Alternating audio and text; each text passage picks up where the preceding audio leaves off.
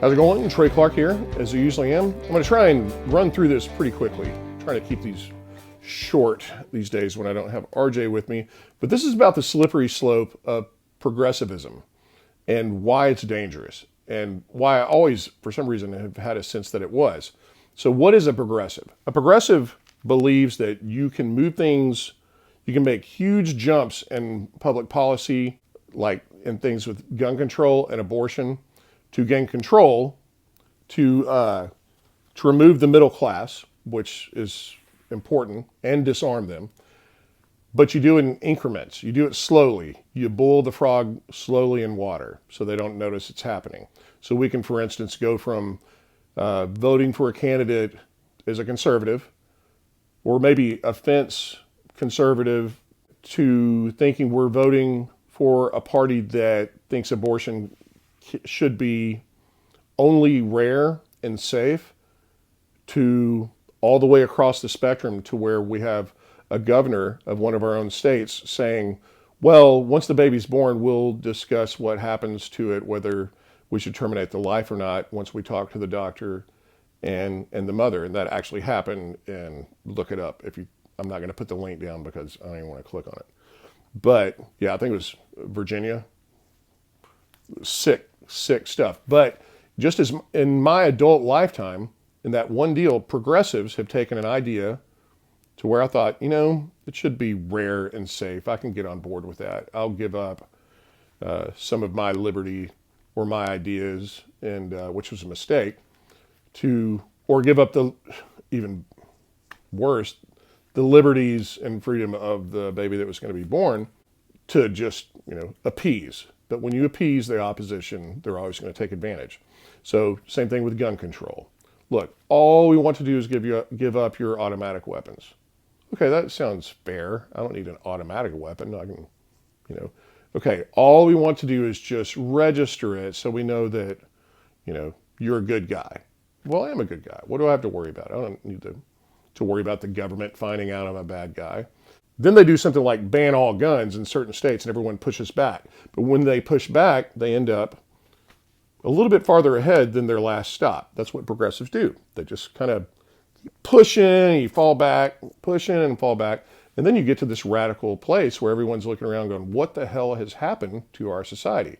Now we're on the verge of, and this is part of the progressive movement, and this is something I'm looking out for Trump with, because he supports red flag laws. And that means that an arbitrary third party can decide whether you are mentally stable enough to own a firearm. Now, whenever it's arbitrary and you don't know who the third party is, it's the same thing as like the no-fly zone from the Patriot Act. They can just do whatever the fuck they want. You've handed over the liberty to whoever's in charge. And it's funny because if you are all for it at the time because you think they're protecting you from the other people, the pendulum is always swinging. So you're going to be on the butt end of that coming up whenever the pendulum swings the other way. So this idea that this red flag law is not going to keep progressing to, everyone, there's no shortage of stories about trying to take away gun rights. But it started from, that's stupid, only hunting, but we get programmed to it because we're used to seeing it on TV. We get programmed because we watch television programming. Thanks, Big Bear, for that reference. But and now it's happening to free speech. It's like, yeah, we want you to say what you want, just don't incite violence. And even then, what people don't understand, if you cry fire in a movie theater, that's not a crime. It's only if it was afterwards turned out to be false and someone got hurt or there was litigation. It's not a crime for me to cry fire at a movie theater. You will have to be punished if you do it irresponsibly. But that's what people want to take away, that way to be irresponsible or protect you from yourself, I suppose. And that's very scary because, once again, it's by an arbitrary, unknown group of people that it's forever changing just by its own design. if I can say something one day and it means something to someone else the next day, and that can be a crime, that is just an unintelligent way to interpret the First Amendment, which leads me to this. I don't think that's it. I think there are people that really want the world to change. I think there are people, and they're not the people in office that bother me.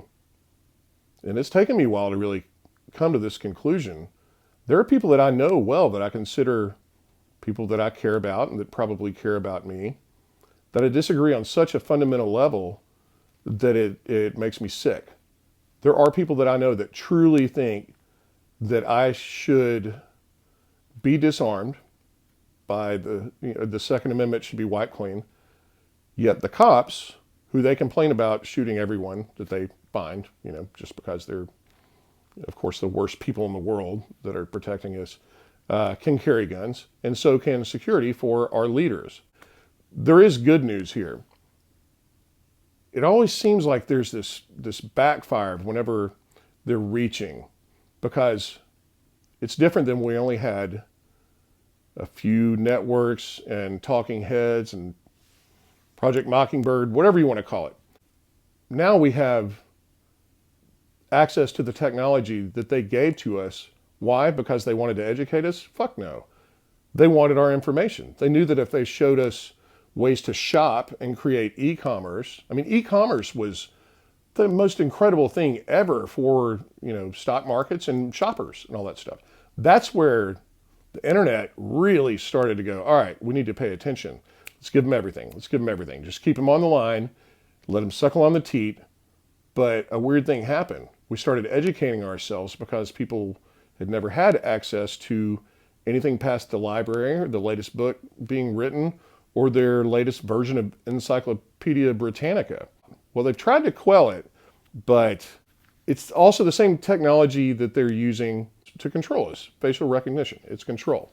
So let me close it out with this. If you think that there are not nefarious people trying to take out the middle class and to bring America to its knees to where it is a third world country, you are sadly mistaken. Time after time, as soon as you give your liberties away, someone's going to come in and rule over you. The middle class are the people who uncover things like Epstein, the Gulf of Tonkin, and we're a nuisance to them. Whatever middle class means these days, it just means that at least you're living paycheck to paycheck and have a roof over your head and a car to drive. That's what middle class means to me. And you can feed yourself. It doesn't mean that you have an extra house or anything. But they want that removed. They want us all to be there. That's why they give us progressively more incentives to get on the government teat. Okay? That's why they're offering us all this stuff right now. That's why they want how you determine poverty for that level to rise, when the progressives are in place. No. You're in poverty not when you're 24,000 with a family of 5. If you're 35,000 with a family of 4, you can get government assistance. And it never goes backwards. Try and take anything away from someone who is used to getting help from the government. It's never going to happen. Learn about what a classic liberal means, what a conservative is. Mark Levin, Liberty and Tyranny, a conservative manifesto, is one of the best books I've ever read. And read the Communist Manifesto, Engels and Marx, okay? It's important to read that because once you read it, you're like, okay, and read it this way. Is this happening? The answer is going to be yes. What happened to these countries? What happened to people like me? What happened to, if I'm a homosexual and I'm reading this, what happened to that part of the community? Did they thrive? Are they thriving now after all this time? The answer is no, because they use trickery. And they lulled us into this idea that we can rely on them to tell us the truth. And at some point, we're going to have to look around and see who's really on our side or not. When I say our side, from my perspective, I mean that if it's in the Constitution and it's not and the federal or state government's right to infringe upon any of mine, if it's not written, then it's not their right either. That's the whole idea of the Constitution, Bill of Rights, and every amendment that has been written. If it does not give the government the right, they don't have it. But yet we can see every day right now that they are telling us differently with their actions and their words. They're just coming out of the woodworks just saying, yeah, we're kind of done with that thing. So we have a decision to make. And I didn't think I'd see it in my lifetime, but here we are. And we need to talk to our kids about it because, this is a battle. America is the Pink Panther jewel of the world. This is the top of the heap. And trust me, people have been licking their chops to get in power over this land of resources and people and drive it into the ground. Just like every other country, they want a ruler. And America's no different. And in the same vein, we are just as gullible to hand over our rights as anyone else unless we're educated. So hope you guys are doing great, and I will talk to you guys later.